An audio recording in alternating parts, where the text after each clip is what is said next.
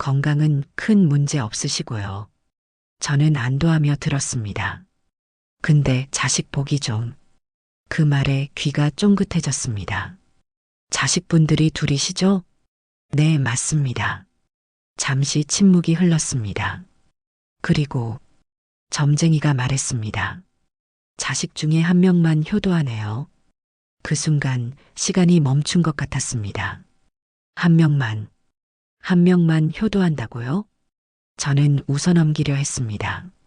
하지만 웃음이 나오지 않았습니다. 그 한마디가 가슴에 박혔습니다. 집으로 돌아오는 내내 그 말이 귓가에 맴돌았습니다. 자식 중에 한 명만 효도하네요. 그게 저주가 될 줄은 그때는 몰랐습니다. 시작 전 이야기가 궁금하시다면 좋아요와 구독 부탁드려요. 그날은 참 화창한 봄날이었습니다. 동네 할머니들과 복지관 앞 벤치에 앉아 햇볕을 쬐이고 있었습니다. 옆집 김할머니가 말했습니다. 저기 점집 아시죠? 거기가 진짜 잘 맞는데요. 저번에 박할머니가 갔다 왔는데 딱딱 들어맞았다나 뭐래요. 저는 웃으며 대답했습니다. 점을 왜 봐요? 이 나이에. 하지만 마음 한구석이 흔들렸습니다. 요즘 자식들 생각에 잠을 설치고 있었거든요. 큰애는 바쁘다고 전화도 잘 안 받고 둘째는 말이 없어서 속을 알 수가 없었습니다. 그냥 재미로라도 한번 가보세요. 얼마 안 해요. 김할머니의 말에 저도 모르게 고개를 끄덕였습니다. 그렇게 저는 생전 처음 점집 문턱을 넘었습니다. 72회를 살면서 처음이었습니다. 젊었을 땐 미신을 믿지 않았습니다. 남편도 그런 걸 싫어했고요. 하지만 남편이 떠나고 혼자 살다 보니 가끔은 누군가에게 물어보고 싶었습니다. 내 앞날이 어떨지, 자식들은 괜찮을지. 점집은 생각보다 평범했습니다. 작은 골목 안쪽 1층 상가. 문을 열고 들어서니 50대쯤 되어 보이는 여자가 앉아 있었습니다. 어서 오세요. 저는 어색하게 앉았습니다. 그냥 궁금해서요. 앞으로 어떻게 될지. 점쟁이는 제 손을 보더니 생년월일을 물었습니다. 그리고 뭔가를 적으며 중얼거렸습니다. 저는 가만히 앉아 기다렸습니다. 심장이 두근거렸습니다. 무슨 말을 들을지, 좋은 말일지, 나쁜 말일지. 건강은 큰 문제 없으시고요. 점쟁이가 말을 시작했습니다. 저는 안도하며 들었습니다. 근데 자식 복이 좀. 그 말에 귀가 쫑긋해졌습니다. 자식분들이 둘이시죠? 네, 맞습니다. 그런데 점쟁이가 잠시 말을 멈췄습니다. 뭔가 말하기 애매한 표정이었습니다. 저는 조바심이 났습니다. 뭐가 어떻다는 겁니까? 자식 중에 한 명만 효도하네요. 그 순간 시간이 멈춘 것 같았습니다. 한 명만 효도한다고요? 저는 웃으려 했습니다. 말도 안 된다고 그냥 점쟁이 말이라고 넘기려 했습니다. 하지만 웃음이 나오지 않았습니다. 목구멍이 막혔습니다. 둘 다 착한 애들인데요. 제가 떨리는 목소리로 말했습니다. 점쟁이는 고개를 저었습니다. 착한 게 효도는 아니에요. 어머님, 앞으로 보시면 알게 될 거예요. 누가 진짜 곁에 남는지. 돈을 내고 점집을 나왔습니다. 봄바람이 불었지만 몸이 차가웠습니다. 집으로 걸어가는 내내 그 말이 귓가에 맴돌았습니다. 한 명만 효도하네요. 한 명만. 그럼 나머지 한 명은? 아니, 둘 다 내 자식인데 왜 한 명만? 현관문을 열고 집에 들어왔습니다. 텅 빈 거실. 조용한 집. 저는 소파에 주저앉았습니다. 점을 보러 간 게 잘못이었나 싶었습니다. 몰랐으면 편했을 텐데. 하지만 이미 들어버린 말은 지울 수가 없었습니다. 저녁을 먹으면서도 TV를 보면서도 침대에 누워서도 그 말이 떠올랐습니다. 한 명만 효도한다. 큰애일까, 둘째일까? 아니, 둘 다 효도할 거야. 점쟁이가 뭘 알겠어. 그렇게 스스로를 달랬지만 마음 한구석이 무너지는 것 같았습니다. 그날 밤 저는 잠을 이루지 못했습니다. 천장을 보며 생각했습니다. 내가 두 아이를 똑같이 키웠는데, 똑같이 사랑했는데, 왜 한 명만 효도한다는 걸까? 혹시 내가 뭘 잘못한 걸까? 새벽 3시, 저는 휴대폰을 켰습니다. 큰아들과 둘째 딸의 사진을 보았습니다. 어렸을 때 사진, 손을 잡고 웃고 있는 사진. 그때는 몰랐습니다. 이렇게 멀어질 줄은. 점쟁이의 말이 맞을까요? 정말 한 명만 남을까요? 아니면 그냥 헛소리일까요? 저는 알고 싶지 않았습니다. 하지만 동시에 알고 싶었습니다. 누가 진짜 저를 생각하는지, 누가 곁에 남을지, 그 한마디가 제 삶을 바꿔놓을 줄은 그때는 몰랐습니다. 남편이 세상을 떠난 지 4년이 되었습니다. 4년. 처음 1년은 정말 힘들었습니다. 아침에 눈을 뜨면 옆자리가 비어 있다는 게 믿기지 않았습니다. 밥을 하면 자동으로 두 공기를 퍼놓았고 저녁상에는 두 벌의 수저를 꺼냈습니다. 그리고 깨달았습니다. 이제는 혼자라는 것을. 남편은 말이 많은 사람은 아니었지만 성실했습니다. 월급을 꼬박꼬박 집에 갖다 주었고 주말이면 집안일을 도왔습니다. 우리는 크게 싸운 적도, 크게 사랑을 속삭인 적도 없었습니다. 그저 나란히 살았습니다. 그게 우리 세대의 결혼이었습니다. 사랑보다는 책임으로, 감정보다는 의무로. 이제 저는 22평 아파트에서 혼자 삽니다. 부엌, 거실, 방 2개. 아이들 방은 텅 비어 있습니다. 가끔 그 방 문을 열어보면 옛날 물건들이 그대로 있습니다. 큰아들의 상장, 딸의 인형. 먼지가 쌓여 있지만 치우지 않습니다. 치우면 정말로 떠나보내는 것 같아서. 큰아들 민수는 36입니다. 대학을 나와 대기업에 다닙니다. 결혼도 했고 아이도 하나 있습니다. 제 손주, 5살 된 손주를 본 지도 벌써 2달이 넘었습니다. 민수는 바쁩니다. 정말 바쁩니다. 회사 일도 많고 육아도 해야 하고 처가도 신경 써야 합니다. 전화를 하면 늘 이렇게 시작합니다. 엄마, 무슨 일이야? 무슨 일? 일이 있어야만 전화할 수 있는 사이가 되어버렸습니다. 저는 당황하며 대답합니다. 아니, 그냥 목소리 듣고 싶어서. 아, 그래. 나 지금 회의 들어가야 하는데 나중에 다시 전화할게. 그 나중에는 오지 않습니다. 저도 압니다. 바쁘다는 것을. 하지만 2분이면 되지 않을까요? 30초면 되는데.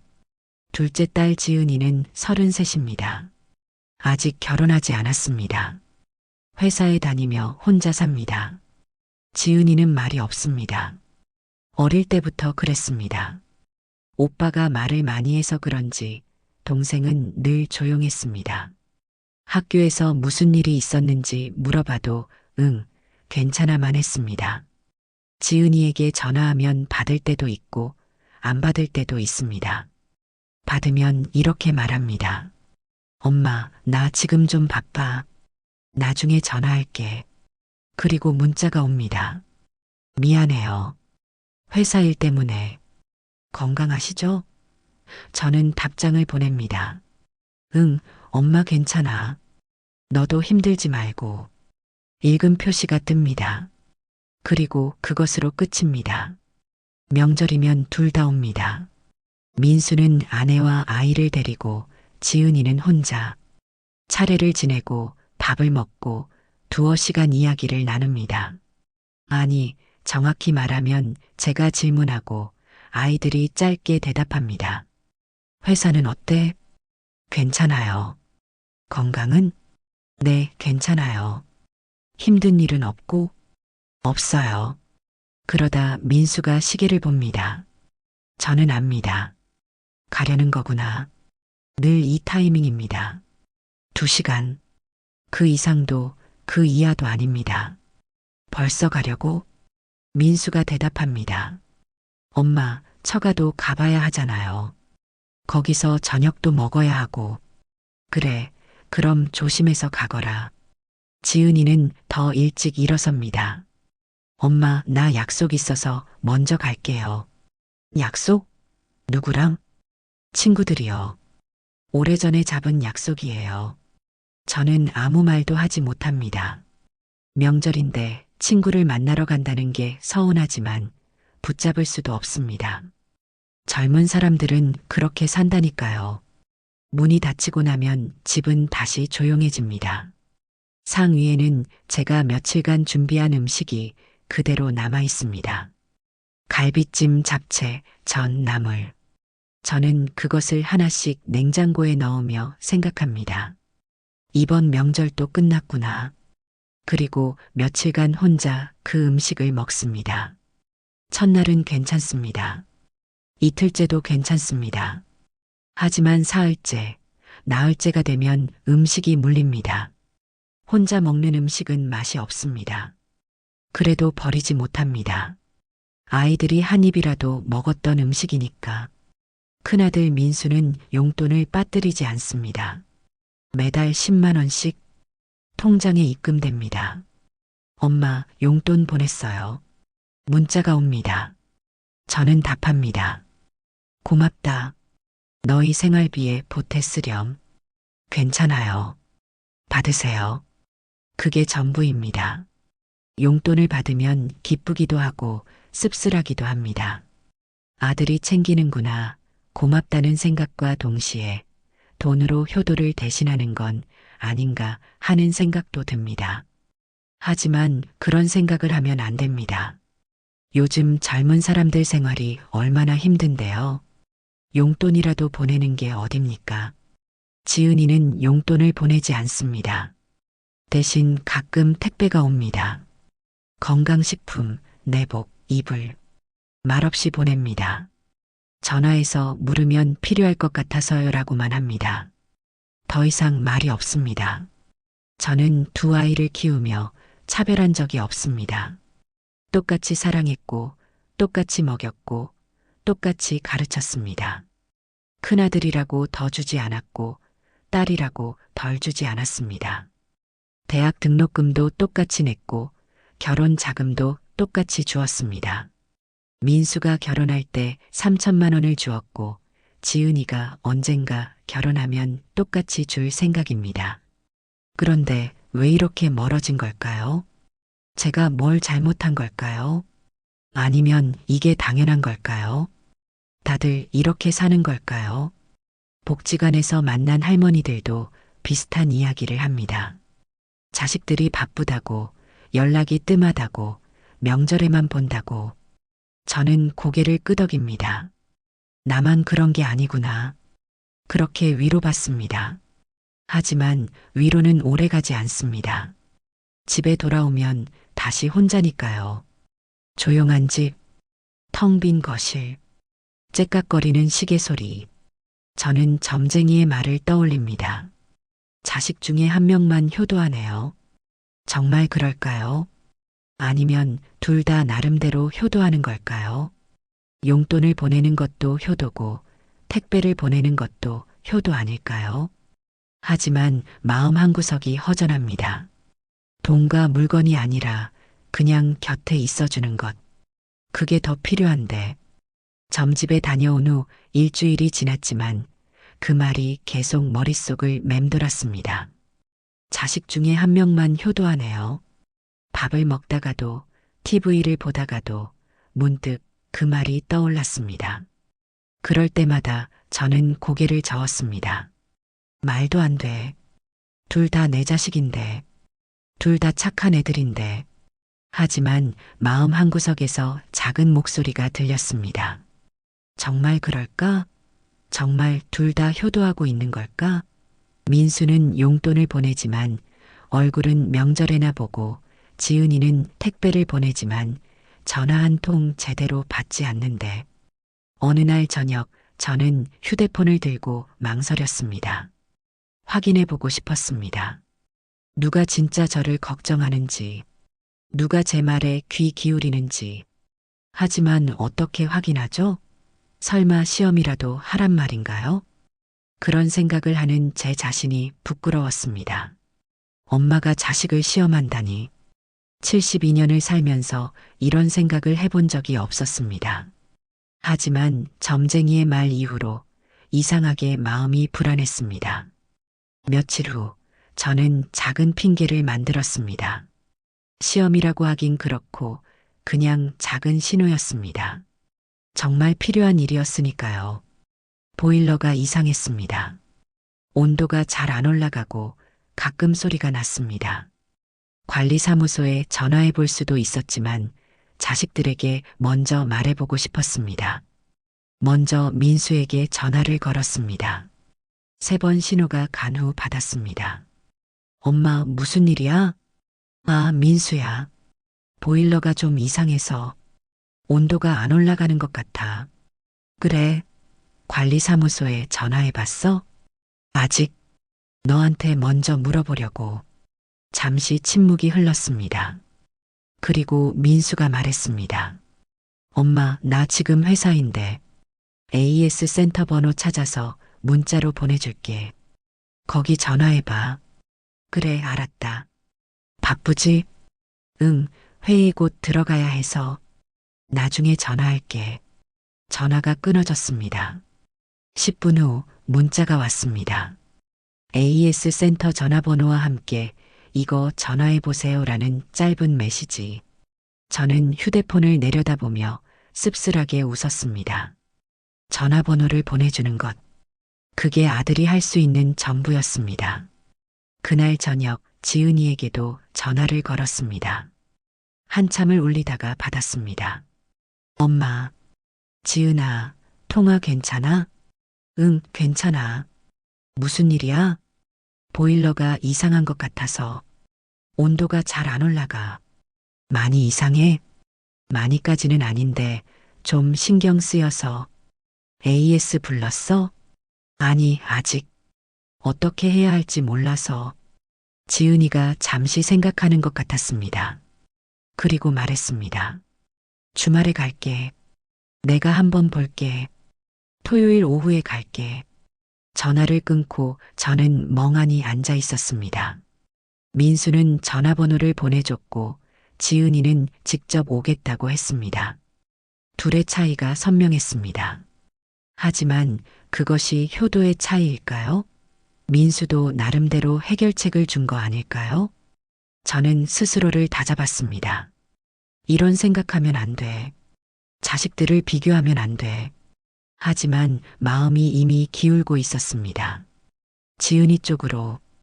토요일이 되었습니다. 오후 2시쯤 초인종이 울렸습니다. 지은이었습니다. 손에 봉투를 들고 있었습니다. 엄마, 안녕하세요. 왔니? 들어와. 지은이는 신발을 벗고 들어오며 봉투를 내밀었습니다. 빵 샀어요. 엄마 좋아하시는 거. 고맙다. 배고프지? 밥 먹었어? 응, 먹고 왔어. 보일러 어디 있어? 지은이는 곧장 보일러실로 갔습니다. 문을 열고 이것저것 확인했습니다. 압력을 보고 온도를 조절하고 소리를 들어보았습니다. 저는 옆에서 지켜보며 물었습니다. 어때? 고장 난 것 같아? 고장까지는 아닌 것 같은데 압력이 좀 낮네. 물 보충해주면 될 것 같아. 지은이는 익숙하게 압력을 조정했습니다. 그리고 온수를 틀어 확인했습니다. 이제 괜찮을 거야. 그래도 이상하면 AS 불러야 해. 그래, 알았어. 고맙다. 지은이는 거실로 나와 소파에 앉았습니다. 저는 차를 끓여내왔습니다. 그리고 마주 앉았습니다. 말없이 차를 마시는 지은이를 보며 저는 물었습니다. 요즘 힘든 일 없어? 없어. 괜찮아. 회사는 잘 다니고? 응. 여전히 말이 없었습니다. 하지만 이상하게 마음이 편했습니다. 민수와 통화할 때는 늘 조급했습니다. 빨리 끊어야 할 것 같아서. 하지만 지은이와는 침묵도 편했습니다. 엄마, 오빠는 요즘 어때? 지은이가 물었습니다. 저는 잠시 생각했습니다. 어떻게 대답해야 할까? 오빠는 바쁘더라. 회사 일도 많고 애도 키워야 하고. 전화 자주 해? 아니, 가끔. 지은이는 고개를 끄덕였습니다. 그리고 더 이상 묻지 않았습니다. 1시간쯤 앉아 있다가 지은이가 일어났습니다. 엄마, 나갈게. 저녁에 약속 있어서. 벌써? 저녁 먹고 가지. 아니, 괜찮아. 친구들이 기다려. 그래, 조심해서 가고. 고맙다. 뭐가? 다음에 또 올게.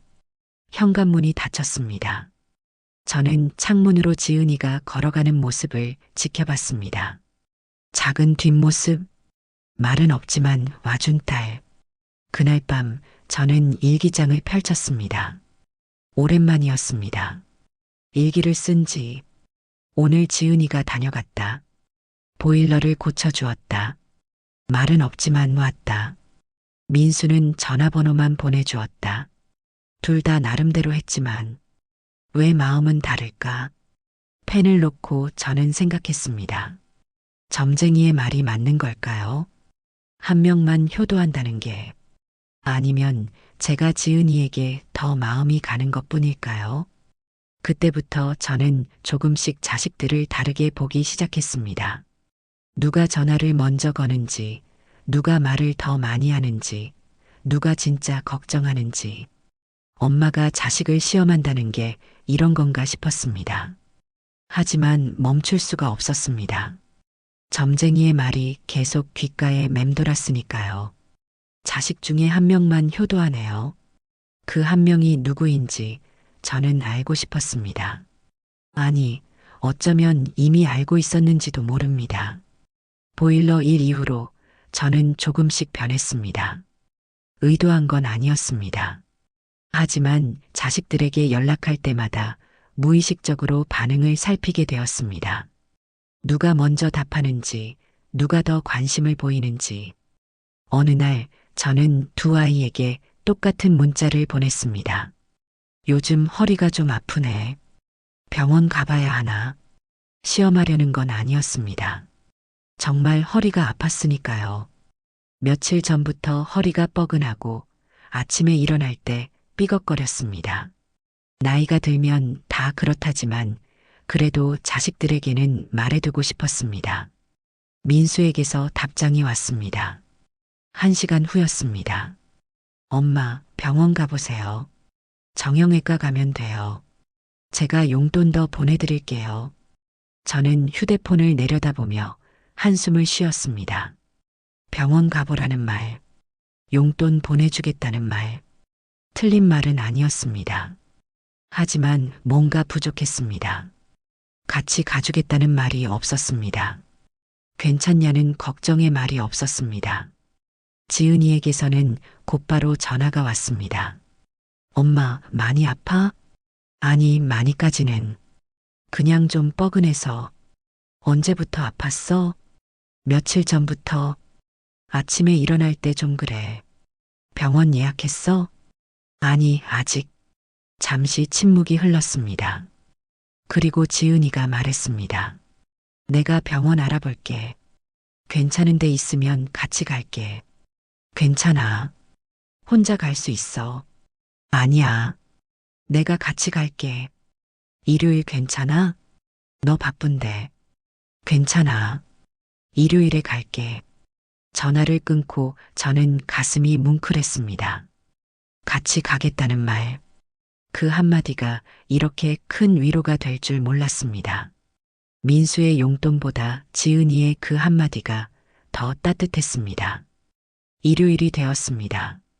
지은이가 아침 일찍 왔습니다. 손에 죽 한 통을 들고 엄마 아침 먹었어요? 아니, 아직. 이거 먹어요. 병원 가기 전에 먹어야 해요. 지은이는 죽을 데워 상에 차렸습니다. 저는 마주 앉아 죽을 먹었습니다. 따뜻했습니다. 죽도 따뜻했고 마음도 따뜻했습니다. 병원에 같이 갔습니다. 접수를 하고 대기실에서 기다렸습니다. 지은이는 제 옆에 조용히 앉아 있었습니다.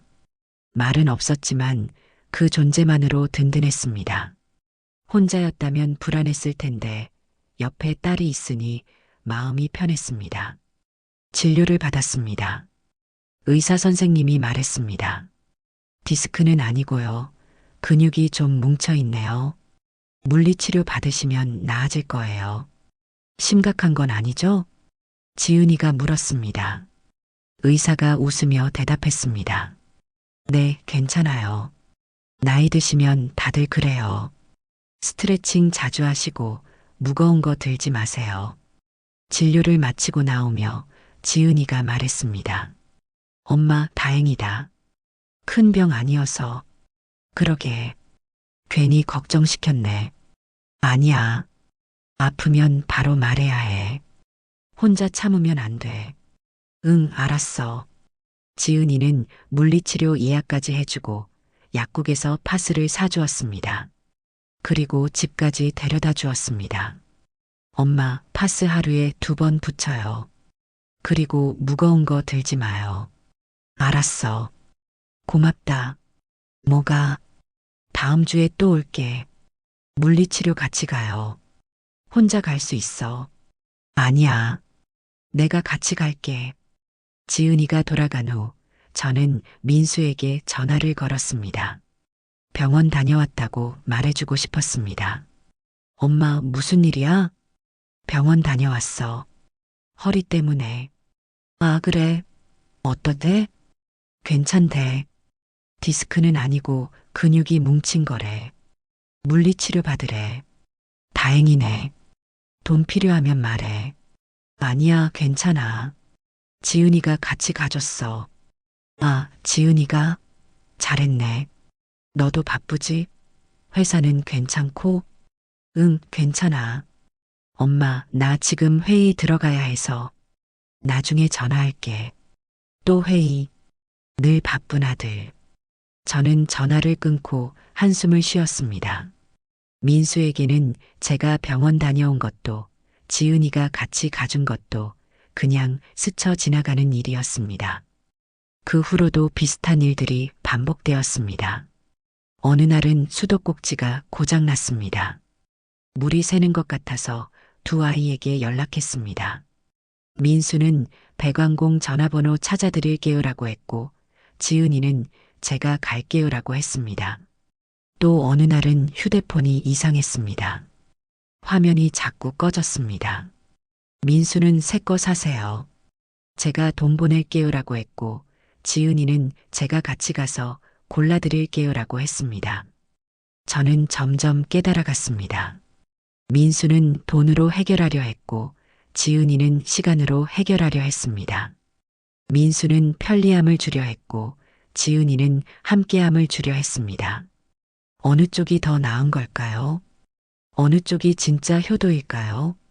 저는 혼란스러웠습니다. 돈도 필요했습니다. 하지만 마음은 함께 있어주는 것에 끌렸습니다. 복지관에서 김할머니를 만났습니다. 요즘 표정이 밝으신데요? 그래요? 그런가. 자식분들이 잘 챙기나 봐요. 저는 잠시 망설이다 대답했습니다. 둘째가 자주 와요. 큰아들은요? 큰아들은 바빠요. 회사 일도 많고 애도 키우고 그래도 둘 중 하나라도 챙기면 다행이죠. 우리 집은 둘 다 연락도 잘 안 해요. 김할머니의 말에 저는 고개를 끄덕. 겨울이 왔습니다. 올해 겨울은 유난히 추웠습니다. 날씨가 추워지면서 몸도 더 아팠습니다. 허리뿐 아니라 무릎도 시큰거렸고 손가락 마디마디가 뻐근했습니다. 관절염이 심해지는 것 같았습니다. 어느 날 새벽 저는 화장실에 가려고 일어났습니다. 침대에서 일어서는 순간 어지러웠습니다. 눈앞이 캄캄해지며 몸이 휘청거렸습니다. 손으로 벽을 짚었지만 중심을 잡지 못했습니다. 그리고 넘어졌습니다. 바닥에 쓰러지며 손목을 짚었습니다. 손목에 통증이 왔습니다. 저는 그대로 바닥에 누워 숨을 골랐습니다. 천장이 빙빙 돌았습니다. 심장이 빠르게 뛰었습니다. 한참을 그렇게 누워 있었습니다. 일어날 힘이 없었습니다. 무서웠습니다. 만약 크게 다쳤다면 어쩔 뻔했을까. 혼자 사는 집에서 새벽에 아무도 모르게 겨우 일어나 침대로 돌아왔습니다. 손목을 만져보니 부어 있었습니다. 아팠지만 움직여지는 걸 보니 골절은 아닌 것 같았습니다. 저는 새벽 내내 잠을 이루지 못했습니다. 어지러움이 계속되었고 손목이 욱신거렸습니다. 아침이 되었습니다. 저는 두 아이에게 단체 문자를 보냈습니다. 어젯밤에 넘어져서 손목을 다쳤어. 많이 아프진 않은데 병원 가봐야 할 것 같아. 민수에게서 먼저 답장이 왔습니다. 엄마, 괜찮으세요? 병원 꼭 가보세요. 제가 병원비 보내드릴게요. 그리고 10만 원이 입금되었습니다. 저는 휴대폰을 내려다보며 한숨을 쉬었습니다. 병원비, 돈, 또 돈이었습니다. 지은이에게서는 괜찮냐고 지금 당장 택시 타고 오겠다며 전화가 왔습니다. 숨을 헐떡이며 현관문을 열었습니다. 엄마, 괜찮아요? 응, 괜찮아. 지은이는 제 손목을 조심스럽게 살폈습니다. 부은 부분을 만지며 물었습니다. 움직여져요? 응, 움직여지긴 해. 병원 가야 해요. 엑스레이 찍어봐야 해요. 지은이는 저를 부축해 일으켰습니다. 신발을 신겨주고 외투를 입혀주었습니다. 그리고 택시를 불렀습니다. 병원까지 가는 내내 제 손을 잡아주었습니다. 정형외과에서 엑스레이를 찍었습니다. 다행히 골절은 아니었습니다. 인대가 늘어난 거라고 했습니다. 깁스는 안 해도 되고 보조기를 차고 약을 먹으면 된다고 했습니다. 어머님, 넘어지신 이유가 뭐예요? 어지러우셨어요? 의사가 물었습니다. 저는 고개를 끄덕였습니다. 네, 새벽에 일어났는데 갑자기 어지러워서요. 혈압 검사 한번 받아보셔야겠어요. 내과 진료 권해드려요. 지은이가 말했습니다. 선생님, 혈압이 문제인 건가요? 저혈압이거나 빈혈일 수도 있고 아니면 다른 원인이 있을 수도 있어요. 검사 받아보시는 게 좋아요. 병원을 나오며 지은이가 물었습니다. 엄마, 내과도 가봐야 해요. 괜찮아요? 오늘은 괜찮아. 피곤하다. 그럼 다음 주에 가요. 제가 예약할게요. 집으로 돌아왔습니다.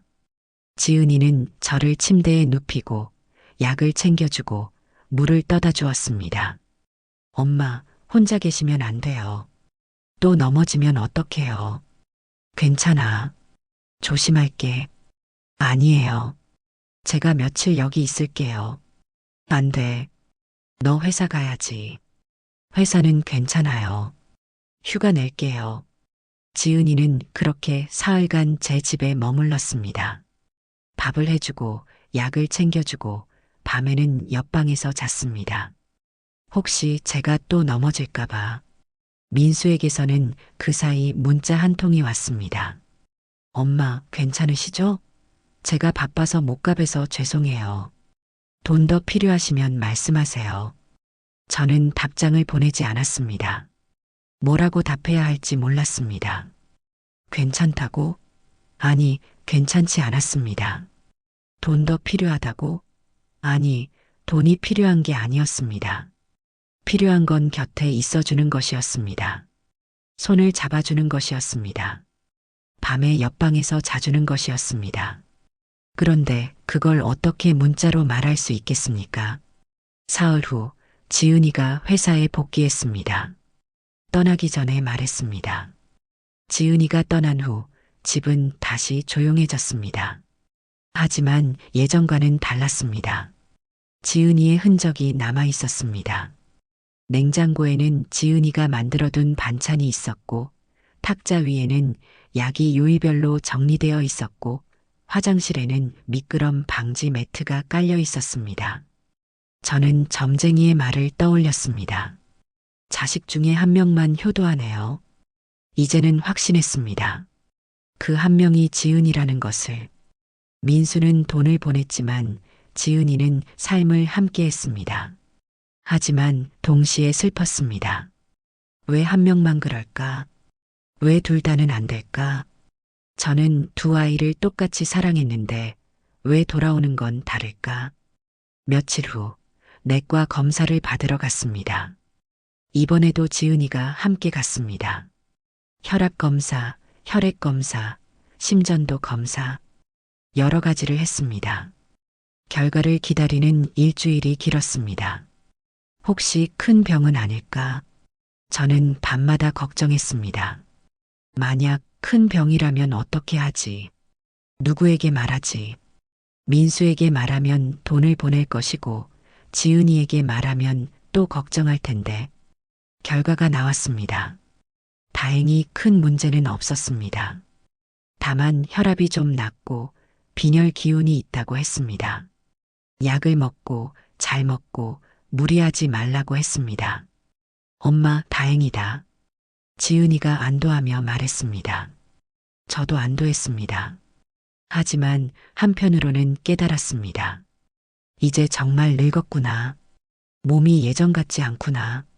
언젠가는 더 큰 병이 올 수도 있겠구나. 그때 누가 곁에 있어줄까? 점쟁이의 말처럼 한 명만 남을까? 저는 알고 있었습니다. 그 한 명이 누구인지. 그 일은 설날 일주일 전에 일어났습니다. 아침에 일어나 화장실에 갔습니다. 볼일을 보고 일어서려는데 갑자기 가슴이 답답했습니다. 숨이 제대로 쉬어지지 않았습니다. 식은땀이 흘렀습니다. 말이 제대로 나오지 않았습니다. 가슴을 움켜쥐고 벽을 짚었습니다. 다리에 힘이 풀렸습니다. 이건 아니다. 뭔가 잘못됐다. 본능적으로 알았습니다. 간신히 거실로 나와 바닥에 주저앉았습니다. 휴대폰을 찾았습니다. 손이 떨려 제대로 잡히지 않았습니다. 119를 눌러야 할까? 아니면 아이들에게 먼저 전화할까? 지은이에게 먼저 전화를 걸었습니다. 한 번, 두 번, 세 번. 받지 않았습니다. 회의 중인가 봅니다. 민수에게 걸었습니다. 역시 받지 않았습니다. 저는 떨리는 손으로 단체 문자를 보냈습니다. 가슴이 너무 아파. 숨이 안 쉬어져. 도와줘. 그리고 119에 전화했습니다. 주소를 말하고 증상을 설명했습니다. 곧 갈게요. 조금만 기다리세요. 구급대원의 목소리가 들렸습니다. 저는 현관문 앞으로 기어갔습니다. 문을 열어두어야 했습니다. 구급대원이 들어올 수 있게 문고리를 돌리고 문을 열고 그대로 바닥에 쓰러졌습니다. 얼마나 지났을까? 사이렌 소리가 들렸습니다. 그리고 발소리. 누군가 저를 부르는 목소리. 어머니, 어머니, 정신 차리세요. 눈을 뜨니 구급대원이 보였습니다. 산소 마스크를 씌우고 혈압을 재고 들것으로 옮겼습니다. 구급차 안에서 의식이 흐릿해졌습니다. 응급실, 밝은 조명, 분주한 발소리. 의사들이 뭔가를 물었지만 제대로 대답할 수 없었습니다. 보호자 연락처 아세요? 간호사가 물었습니다. 저는 떨리는 손으로 휴대폰을 가리켰습니다. 얼마나 지났을까? 의식이 돌아왔을 때 저는 병실 침대에 누워 있었습니다. 링거가 꽂혀 있었고 심전도 기계가 연결되어 있었습니다. 옆을 보니 지은이가 있었습니다. 의자에 앉아 제 손을 잡고 있었습니다. 엄마. 지은이의 눈이 빨갛게 충혈되어 있었습니다. 울었나 봅니다. 지은아, 엄마 괜찮아요? 많이 놀랐죠? 너 언제 왔니? 1시간 전에요. 병원에서 연락받고 바로 왔어요.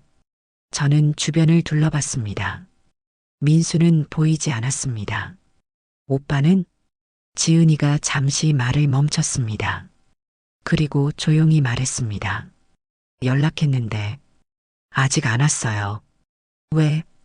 회의 중이래요. 빠져나오기 힘들대요. 저는 눈을 감았습니다.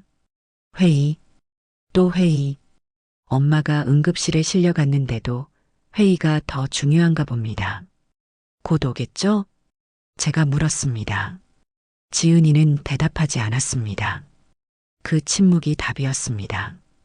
의사가 왔습니다.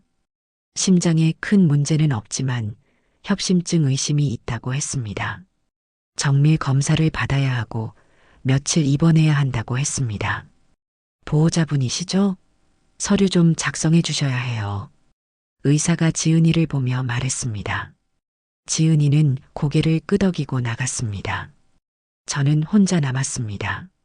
천장을 보며 생각했습니다. 협심증, 심장병, 이제 정말 늙었구나. 몸이 무너지기 시작했구나. 1시간쯤 지났을까? 지은이가 돌아왔습니다. 손에 서류 뭉치를 들고 엄마 다 작성했어요. 입원 수속도 했고요. 고맙다. 뭐가? 당연한 거예요. 오빠는 연락 없니? 지은이가 휴대폰을 확인했습니다. 그리고 고개를 저었습니다. 문자는 보냈는데 답장이 없네요. 저는 쓴웃음을 지었습니다. 답장조차 없다니.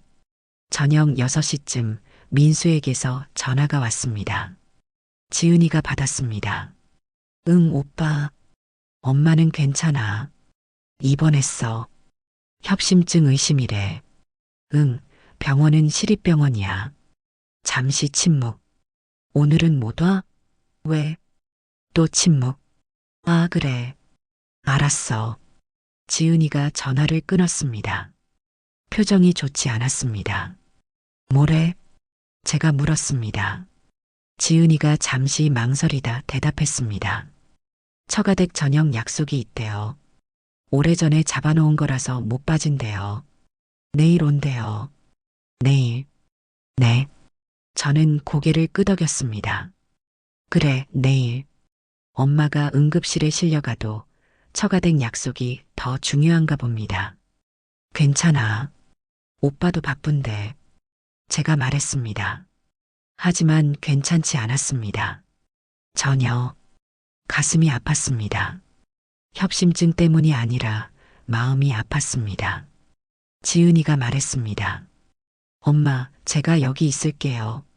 밤에도 보호자 침대에서 잘게요. 안 돼. 너 내일 회사 가야지. 회사는 휴가 냈어요. 엄마가 더 중요해요. 지은아, 괜찮아요. 여기 있을게요. 그날 밤 저는 잠을 이루지 못했습니다. 병실 천장을 보며 생각했습니다. 점쟁이의 말이 맞았구나. 정말 한 명만 효도하는구나. 민수는 내일 온다고 했습니다. 내일. 급하지 않은 일정. 미룰 수 있는 방문. 반면 지은이는 문자를 받자마자 달려왔습니다. 회사를 빠지고 휴가를 내고 밤을 새우며 옆에 있어 주었습니다. 이게 차이구나. 효도하는 자식과 안 하는 자식의 차이. 말로만 하는 효도와 행동으로 하는 효도의 차이. 옆 침대에서 지은이의 고른 숨소리가 들렸습니다. 잠든 모양입니다. 불편한 보호자 침대에서 저는 눈물이 났습니다. 고맙기도 하고 미안하기도 하고 슬프기도 했습니다. 왜 한 명만 이럴까? 왜 둘 다는 안 될까? 새벽 3시 간호사가 와서 혈압을 쟀습니다. 조용히 하려고 했지만 지은이가 깼습니다. 엄마, 괜찮으세요? 응, 괜찮아. 자거라. 통증은 없어요? 없어. 걱정 마. 지은이는 다시 누웠습니다. 하지만 잠들지 못하는 것 같았습니다. 저를 걱정하며 뜬 눈으로 밤을 새우는 것 같았습니다. 그 순간 저는 깨달았습니다. 효도는 말이 아니었습니다. 돈이 아니었습니다. 용건 없는 전화도 아니었습니다. 효도는 바로 이 순간이었습니다. 엄마가 아플 때 곁에 있어주는 것, 불편한 침대에서 잠 못 이루며 함께 밤을 새워주는 것, 그냥 그 자리에 있어주는 것. 점쟁이의 말이 틀리지 않았습니다. 자식 중에 한 명만 효도했습니다. 그 한 명은 지은이었습니다. 다음 날 오후 민수가 왔습니다. 손에 과일 바구니를 들고 병실 문을 열고 들어서며 말했습니다. 엄마, 괜찮으세요? 응, 괜찮아. 많이 놀라셨죠? 갑자기 그러시면 어떡해요. 저는 아무 말도 하지 않았습니다. 민수는 과일 바구니를 탁자에 놓고 의자에 앉았습니다. 지은이는 복도에 나가 있었습니다. 두 남매가 마주치면 어색할 것 같아서 의사 선생님 뭐래요? 협심증 의심이래. 검사 더 받아봐야 한대. 심각한 건 아니죠? 잘 모르겠어. 검사 결과 봐야 한대. 민수는 고개를 끄덕였습니다. 그리고 휴대폰을 꺼내 뭔가를 검색했습니다. 협심증. 치료 잘하면 괜찮대요. 약 먹고 관리하면 되고 수술이 필요하면 수술비 제가 낼게요. 고맙다. 엄마, 퇴원하시면 집에 혼자 계시면 안 될 것 같은데 요양보호사라도 알아봐야 하지 않을까요? 요양보호사? 남이 와서 저를 돌보는 것. 민수는 그게 해결책이라고 생각하는 것 같았습니다. 그건 생각해 볼게. 제가 알아볼게요. 좋은 데 있으면 연락드릴게요. 비용은 제가 낼게요. 민수는 30분쯤 있다가 일어났습니다. 엄마, 저 회사 가봐야 해서요. 오늘 중요한 미팅이 있어서. 그래, 가봐라. 지은이는 복도에 있어. 그럼 제가 먼저 갈게요. 주말에 다시 올게요. 민수가 나가고 지은이가 들어왔습니다. 서로 복도에서 마주쳤는지 물었습니다. 오빠 갔어요? 응. 많이 머물렀어요? 30분 정도. 지은이는 아무 말도 하지 않았습니다.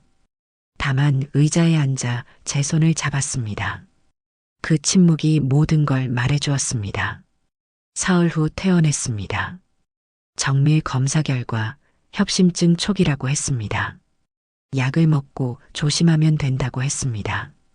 다행이었습니다. 지은이가 저를 집까지 데려다 주었습니다. 그리고 며칠간 또 제 집에 머물렀습니다.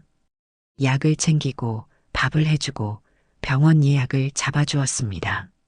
지은아, 너 이러다 회사 잘리겠다. 괜찮아요. 휴가 많이 남았어요. 미안하다. 뭐가 미안해요. 당연한 거예요. 당연한 거. 지은이에게는 당연한 일이 민수에게는 부담인 것 같았습니다. 일주일 후 민수에게서 전화가 왔습니다. 엄마, 요양보호사 알아봤어요. 좋은 분 계신데요. 한번 면접 보실래요? 아니야, 괜찮아. 왜요? 혼자 계시면 위험하잖아요. 지은이가 자주 와주니까 괜찮아. 지은이가 매일 갈 수는 없잖아요. 회사도 다니는데. 그래도 난 괜찮아. 엄마, 제 걱정 좀 덜어주세요. 요양보호사 계시면 제가 안심이 돼요.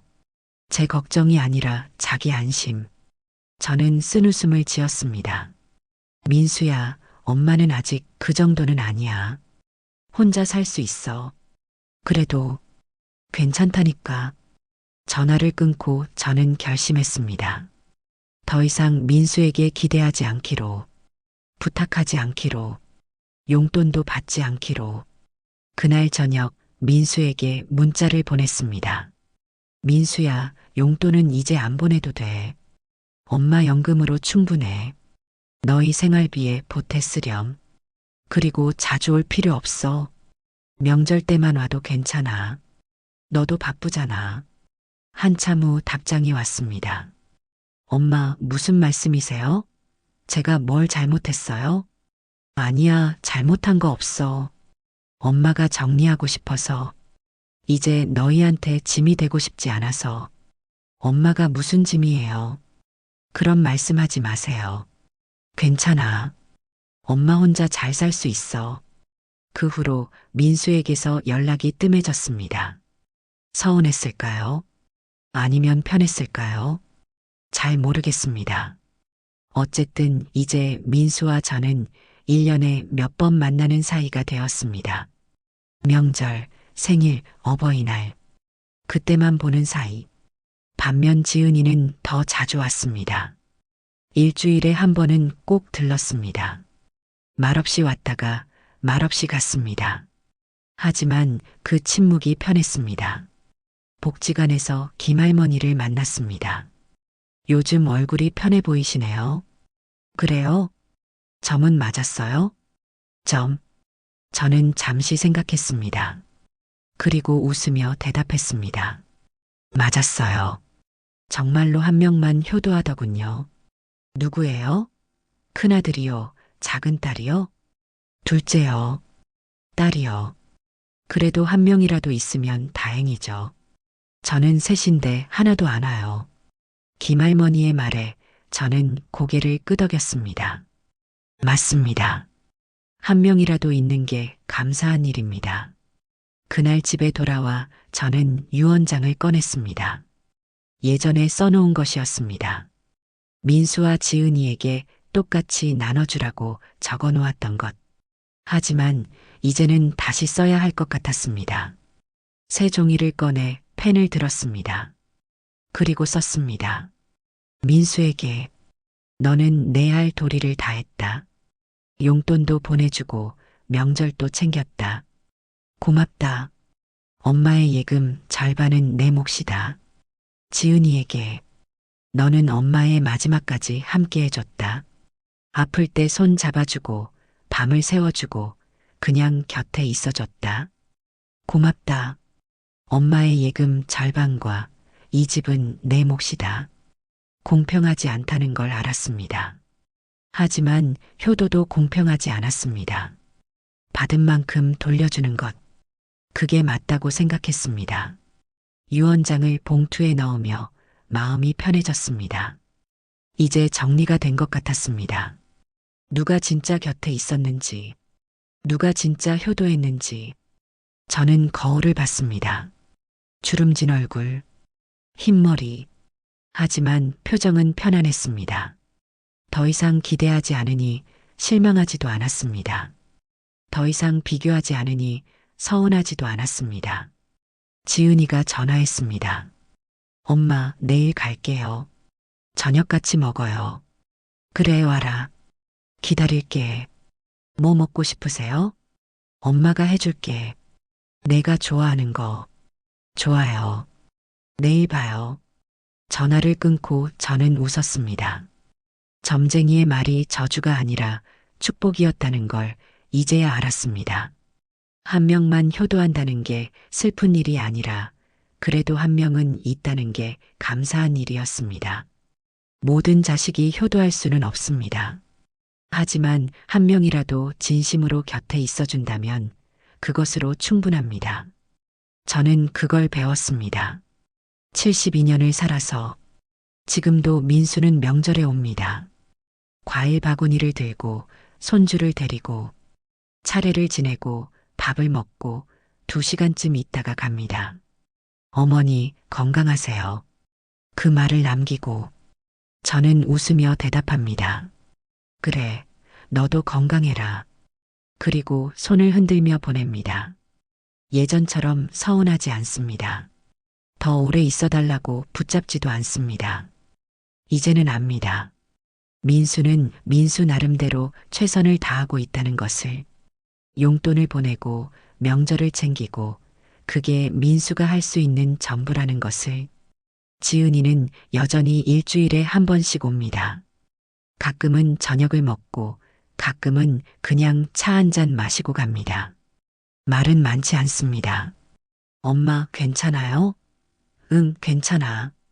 그게 전부일 때도 있습니다. 하지만 그 짧은 대화 속에 모든 게 담겨 있습니다. 지난주에는 지은이가 이런 말을 했습니다. 엄마, 제가 결혼하면 같이 살까요? 저는 깜짝 놀라 물었습니다. 결혼? 너 만나는 사람 있니? 아니요, 아직. 그냥 나중에 결혼하면요. 아니야, 괜찮아. 너희끼리 살아라. 엄마는 혼자 괜찮아. 하지만 지은아, 엄마는 내가 자주 와주는 것만으로도 충분해. 같이 살 필요 없어. 지은이는 고개를 끄덕였습니다. 하지만 표정이 편하지 않았습니다. 저는 지은이의 손을 잡았습니다. 엄마가 바라는 건 내 행복이야. 내가 좋은 사람 만나서 행복하게 사는 거. 그것만으로도 효도야. 엄마, 엄마는 이미 충분히 받았어. 내가 곁에 있어줬잖아. 그날 밤 지은이가 돌아간 후 저는 일기를 썼습니다. 오늘 지은이가 같이 살자고 했다. 거절했다. 자식에게 짐이 되고 싶지 않아서. 하지만 마음 한구석은 따뜻하다. 그 마음만으로도 충분하다. 요즘 저는 복지관에서 봉사활동을 합니다. 혼자 사는 할머니, 할아버지들께 도시락을 배달하는 일입니다. 저보다 더 외로운 분들이 많다는 걸 알았습니다. 자식이 아예 없는 분들도 있어도 연락이 끊긴 분들도 계셨습니다. 한 할아버지는 이렇게 말씀하셨습니다. 자식이 셋인데 아무도 안 와요. 명절에도 안 와요. 왜요? 바쁘다네요. 다들 해외에 살고. 저는 그 말을 듣고 생각했습니다. 저는 그래도 한 명이라도 오는데, 명절에라도 보는데, 감사해야겠구나. 점집에 갔던 날이 떠올랐습니다. 자식 중에 한 명만 효도하네요. 그때는 충격이었습니다.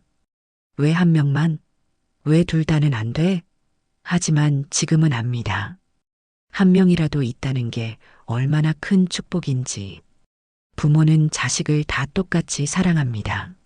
하지만 자식이 부모를 사랑하는 방식은 다 다릅니다. 어떤 자식은 돈으로, 어떤 자식은 시간으로, 어떤 자식은 말로, 어떤 자식은 침묵으로, 그리고 어떤 자식은 아예 사랑하지 않습니다. 민수는 돈으로 사랑했습니다. 용돈을 보내고 병원비를 대주고 요양보호사를 알아봐 주는 것.